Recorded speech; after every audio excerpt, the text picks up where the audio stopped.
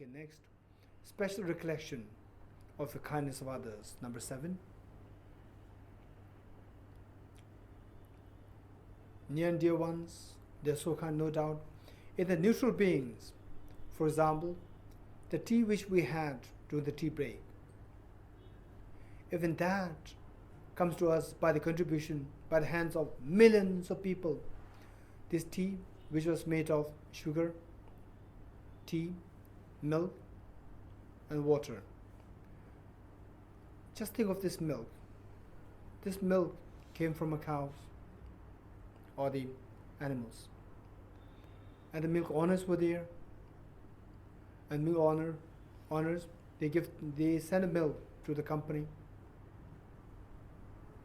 dairy milk company. And this company, they processed. And so many people were there in the company. And for processing, the processing machines were required. And the machines were made of metals. They came from the iron ore. So from this, there are so many hands. The miners were involved. All these miners, the cows, the people in the company, they all have to be fed by the farmers. So many hands were involved, the farmers. And this milk will have to be brought from the various places to the company, to the shopkeeper, to the shop, from where the retailer shops, from there to the place here. And all these, they came on the road by the trucks, and the road builders were required. And road builders, there were thousands and thousands. Their children, they did not have babysitters. Many of them must have died in the scorching heat of Delhi. And all these people, we don't know. We don't know them. They are so neutral. We don't feel so affectionate, nor do we feel angry towards them. They're neutral. Even as neutral beings, they're so kind. Without these millions of hands, even just a cup of tea is also not possible. Whereas this, without the hand of these, even a cup of tea is not possible, which means the self-centered attitude, it can't even have the potential to give me a cup of tea. So even a cup of tea is because of the kindness of millions of neutral beings. So from that point of view, all our happiness that we got, what we have, is because of the hands of millions of neutral beings. This is the kindness of neutral beings. Now the kindness of the enemies. Even the enemies, they are also so kind. The fact that we don't achieve enlightenment is because of the self-centered attitude, self-grasping ignorance. And without someone pinpointing to the presence of these two within me, I can't possibly rectify them. And who helps me best to identify them is my enemies. Only when the enemies create problem on me, then my self-centered attitude becomes so vibrant and so forceful and so aggressive and so cunning. That is the point I discover that the self-centered attitude is within me. The more I discover that, more clearly I can rectify them. Clearly I can eliminate them. So this is possible only because of the kindness of the enemies. Even for me, generating compassion. Compassion towards the enemies. Without compassion towards the enemies, Bodhicitta is impossible. Without Bodhicitta, Buddhahood is impossible. Perfect Buddha is not possible.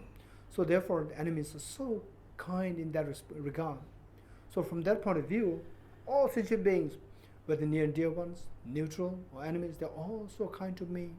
So this is the kindness that I've been receiving from all sentient beings.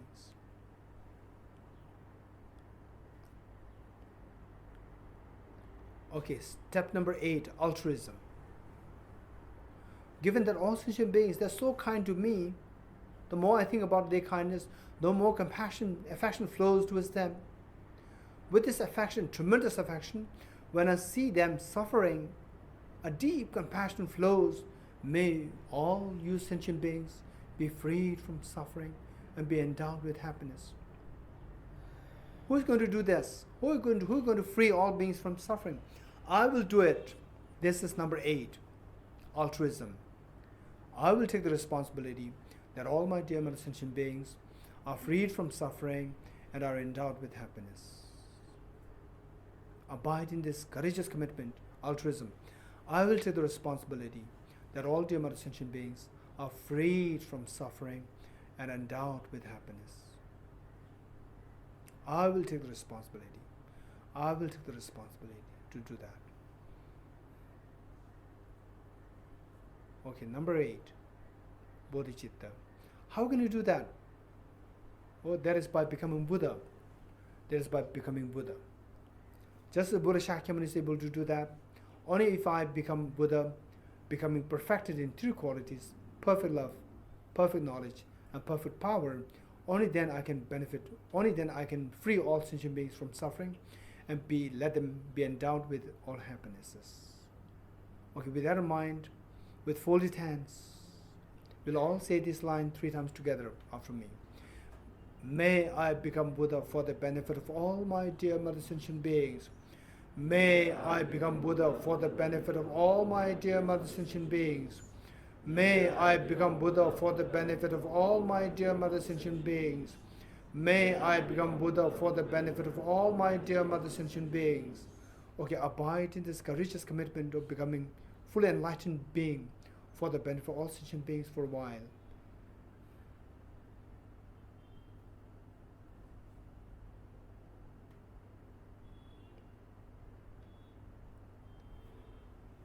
Okay, good.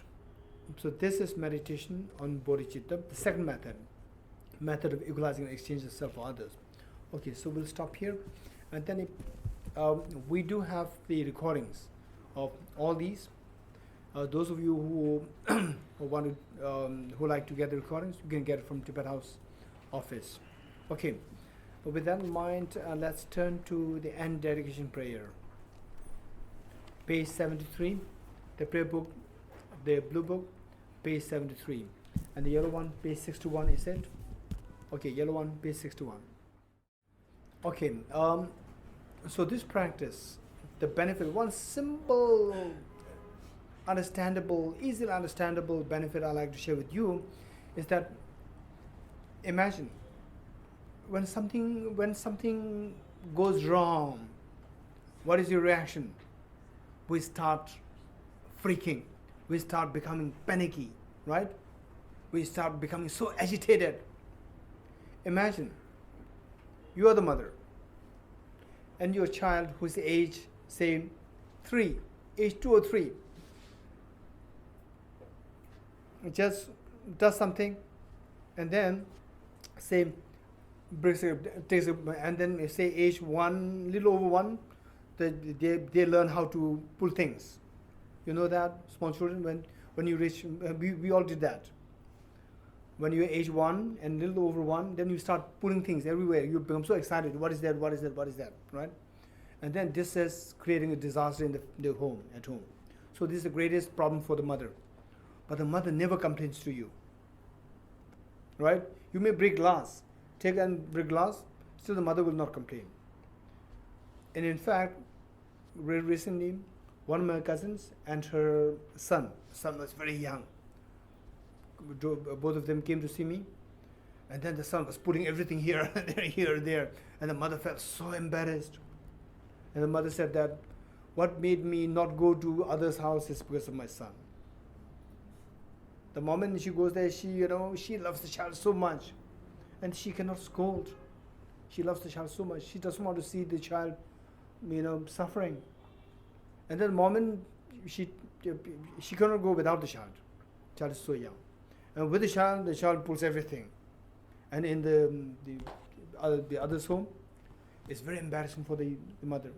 So this was, imagine, we went through that process. And our mother had been so loving, so compassionate, and just any wrong thing happen is so insignificant in the eyes of the mother. You agree with me or not? Right? In the eyes of the mother is so insignificant, it's nothing. The child is, you are number 1. Right? All others are so insignificant. This is what we all went through. If we cultivate this love through this meditation, eventually, then when you start feeling this fraction of a love towards other sentient beings, irrespective of who the other person is, whether you're near and dear ones, or whether you're a neutral person, or whether you're enemy, this love flows towards others. Then anything bad, wrong things that other people do, agitation will not come to you. Just as the mother's mind is freed from agitation when the child does something wrong, right? She'll be there to rectify it. She will teach the child. but the mother will not feel agitated, right? This is exactly what will happen to you. When you see others doing something wrong, of course you are there to take measures and to rectify the person and so forth, but you will not find yourself agitated. So you are agitated, you want that, or you want to be freed of agitation? We want freedom of agitation. If you want to be freed of agitation, the best way by which to do that is, rather than taking pills, it is better to practice bodhicitta. Right? And if you want a sound sleep, practice bodhicitta rather than taking sleeping pills. Right? Practice bodhicitta and you could feel it.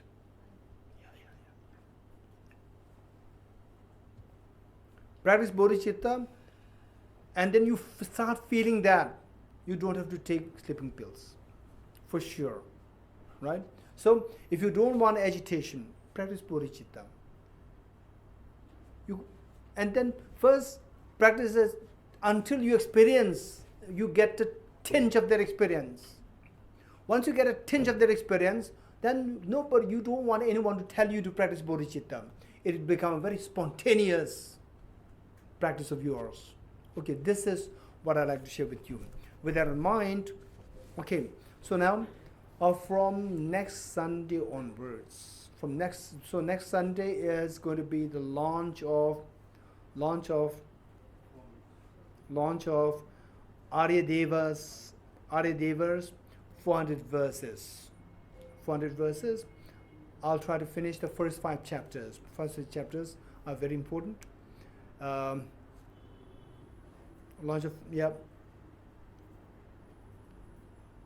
So that is going to be more philosophical.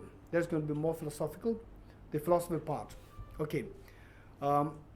Aryadeva is a 2nd century AD great philosopher, practitioner, and saint, and a direct disciple of Nagarjuna. Nagarjuna, who is believed to be who is respected as the 2nd Buddha, right? Okay. So this text is what we're going to study.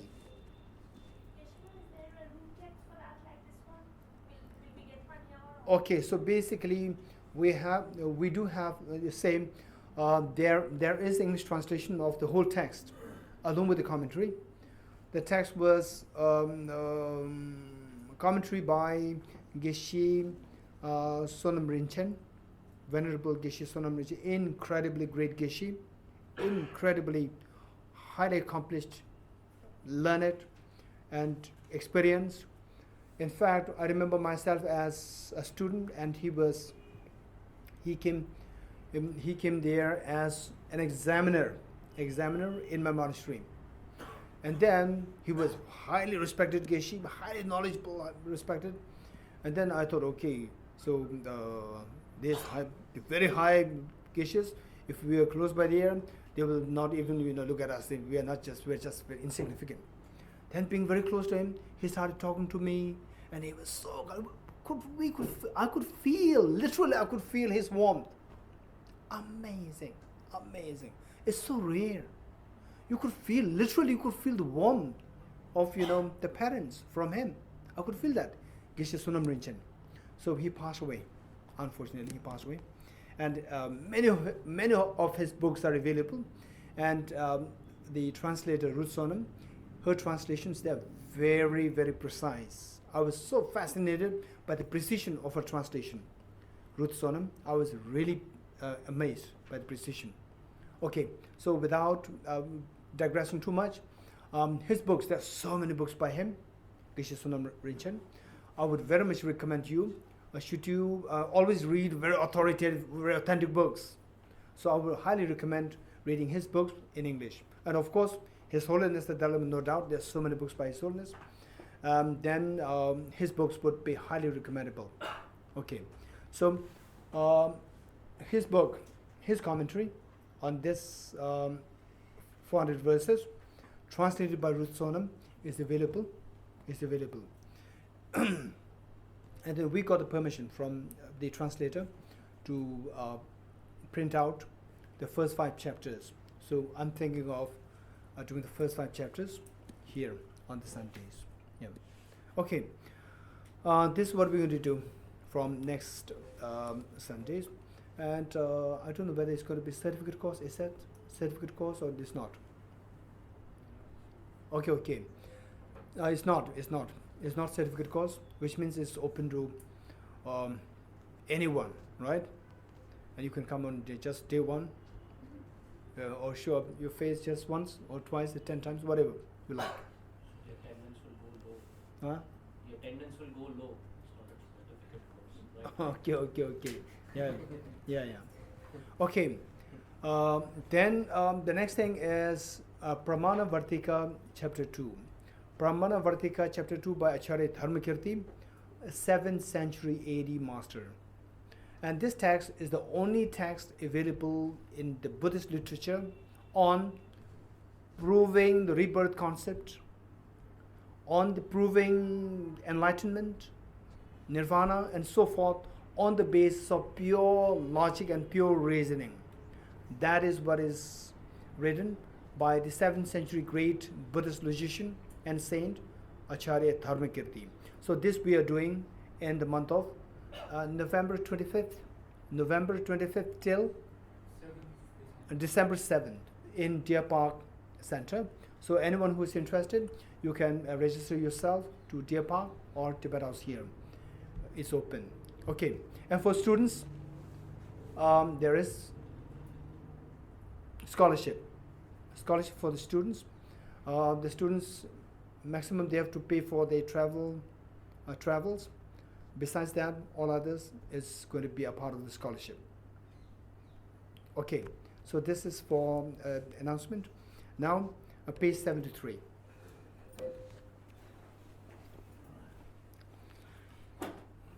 Page 73 or 61 is depending on which book you have. Okay, since that this is the end of the Bodhicitta teaching here. For this year, not for this year, for this session, whatever. Okay, let's say as auspicious sign. Let's say this session. Okay, the light of finally what makes us happy, what makes others happy. It is the practice of bodhicitta and the wisdom of emptiness. May the light of the wisdom of emptiness, light of bodhicitta, proliferate infinite number of times and be shared with all the dear mother sentient beings, so that the darkness of the ignorance, self-grasping ignorance, and the darkness of self-centered attitude are eliminated, and that they experience the boundless of happiness eternally. And also, let us dedicate the merits thus gathered, that His Holiness the Dalai Lama, the true source of joy and happiness on this earth, that he lives long, and that his wishes be fulfilled spontaneously. May I personally dedicate merits thus gathered, that through your concerted effort in the practice of the nine steps of the equalizing and exchanging method and the 7 steps of the sevenfold cause-effect method to generate bodhicitta, with this practice, with your concerted effort, may each one of you soon see the dawning of bodhicitta within yourself and the wisdom of emptiness within yourself, and that each one of you become such a reliable guide to lead as many dear mother sentient beings from the darkness to the light of happiness. May the teaching of bodhicitta flourish in all 10 directions. May the teaching of the wisdom of emptiness flourish in all 10 directions in the minds of the dear mother sentient beings, present and future. With that in mind, let's recite from the end prayer. From my 2 collections, vast the space that I've amassed from working with effort at this practice for a great length of time, may I become the chief leading Buddha for all those whose minds, wisdom, eyes blinded by ignorance. Even if I do not reach this state, may I be held in the loving compassion for all lives, Manjushri. May I find the best of the complete created parts of the teachings, and may I please all the Buddhas by my practice. Using skillful means, strong by the strong force of compassion, may I clear the darkness from the minds of all beings with the points of the path as I discern them. May I uphold Buddha's teachings for a very long time, with my heart going out with great compassion, in whatever directions the most precious teachings have not spread or once spread have declined. May I reveal this treasure of happiness and aid. May the mind of those who wish for liberation be granted boundless peace, and the Buddha's deeds be nourished for a long time. By even this graded path to enlightenment completed, due to the wondrous virtues conduct of the Buddhas and their children. May all human and non-human beings who eliminate adversity and create conducive conditions for practicing the excellent paths never be separated in any of their lives from. Whenever someone makes effort to act in accordance with the tenfold mind and virtuous practices, may they always be assisted by the mighty ones, and may oceans of prosperity. With a wish to free all beings, I shall always go for refuge to the Buddha, Dharma, and the Sangha until I reach full enlightenment. Inspired by wisdom and compassion, today in the Buddha's presence, I generate the mind of full awakening for the benefit of all sentient beings. I go for refuge to the Triple Gem. I confess the negativities individually. I rejoice in the virtues of all the beings. I hold the precious Buddha in my heart. Due to the merits of these virtues, I may quickly attain the state of a Guru Buddha and lead all beings without exception into their enlightened state. May the Supreme Bodhicitta that has not arisen arise and grow, and may that which has arisen but increase forevermore. Chanju Semju Rimbo Che Mai Ge Banam Ke Gyuro Che Ke Ba Nyam Ba Me Ba Yam I dedicate the merit thus gathered towards the realization of the deeds and the prayers of all the Buddhas and Bodhisattvas of the three times, and to the upholding of the Dharma of teaching and realization. May in all lives, through the force of this merit, never separate from the four wheels of the Mahayana vehicle, and accomplish all the stages of the path, renunciation, bodhicitta, perfect view, and the two stages. The path of union of emptiness and compassion is lucidly explained by the protector of the Dharma and the beings of the snowland. You are the lotus holder, Tenzin Gyaltso. We supplicate you that your wishes are fulfilled spontaneously. Evil thoughts and deeds of the negative forces of humans and non-humans who harbor malice through perverted prayers against the teachings of the Buddhas be totally vanquished through the power of the truth of the three jewels. Throughout my future lifetimes, may I always be guided by a Manjushri and be able to uphold the Dharma in general and the teachings on dependent origination in particular, even at the cost of my life.